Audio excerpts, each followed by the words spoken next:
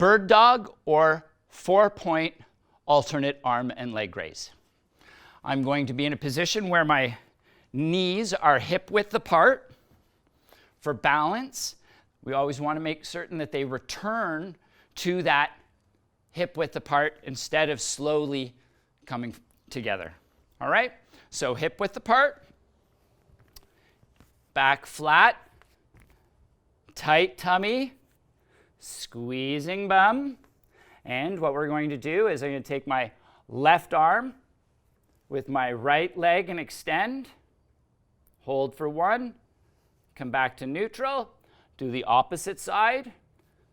Left leg, right arm, and back. Again, extend and return. That's bird dog or an alternate arm and leg raise.